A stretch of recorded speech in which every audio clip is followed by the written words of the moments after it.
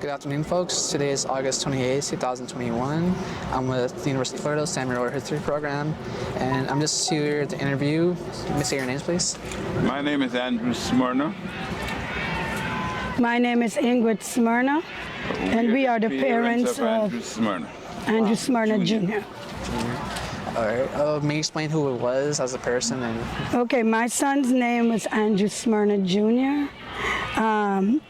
He was killed on January 23rd, 2020 in Georgia State, DeKalb County. He was killed by a Georgia State trooper by the name of Brandon Bird. My son was driving a rental car on that day on his way home.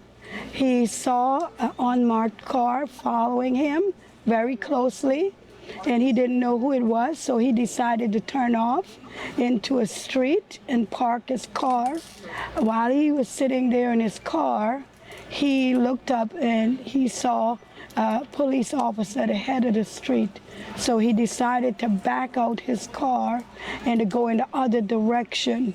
While he was making, trying to position his car to make that turn, a state trooper car came down the street with no sirens on, no lights, no warning, and ran into my son's car as he was making the turn. He jumped out of his car, leave his car and drive, and started shooting at my son's car. He shot 7 to 9 bullets into my son's car. My son managed to drive about a mile. He then followed him and continued shooting into his car.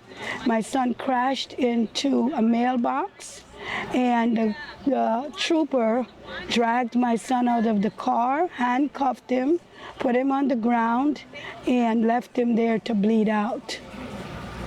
My son he did not steal a car, but the officer claimed when he made his report that he was making an arrest of a stolen car. The car was never listed stolen. There was nothing in the database that showed that Hertz reported the car stolen. When we went to the district attorney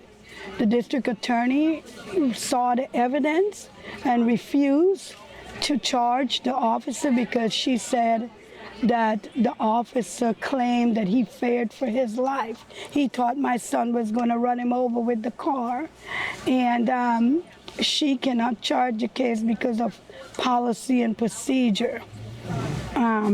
That is a script that is normally used by the cops when they know that they're wrong. They say that they fear for their lives so that they can get immunity. Where my son, we got all the evidence of my son's case and read through the evidence. The GBI report stated that my son was leaving the area and that the officer had no right to pursue my son because he did not have a warrant to go after my son. Their car was never listed as stolen. So it's like a senseless death that my son received. My son was not a violent person. He was a very loving, kind, generous young man who had 2 children, one 6 years old and one year old. He loved to spend time with his family, his children, his nieces, his nephews, his brothers and sisters. He was the youngest of our 5 children. We loved him dearly and we miss him a lot.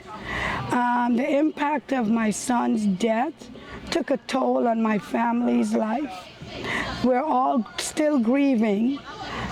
We have our grandchildren and they're suffering with mental illness because of this. They cry all the time. They're still questioning why this happened to their uncle, their brother, their father. My grandchildren is left without a father who they will never be able to see him take them special places, attend their birthdays, attend their parent-teacher conferences, their graduation, or even if they're married. I'm asking for justice for my son. I'm asking for these cases, all police brutality cases, to be reopened and justice to be served. I believe that police should not have immunity because they hide behind the immunity. So this allows them to kill young black men, Hispanic, white, whatever race, and get away with it, okay?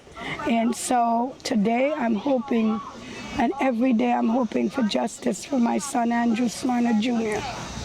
I thank you so much for sharing your story with me and the whole organization. Is there any last thoughts you want to say before this interview ends, please? My last thoughts is that I continue to pray, but each day I have to shed a tear for my son because I love him and I miss him a whole lot. And I have sleepless nights just laying up thinking about what happened to him, how he received such a horrible death. And I wasn't even there to hold his hands or to even tell him that I love him. Okay. May you say his name again? Andrew Smyrna Jr. Thank you all. Justice for Andrew J. Smyrna.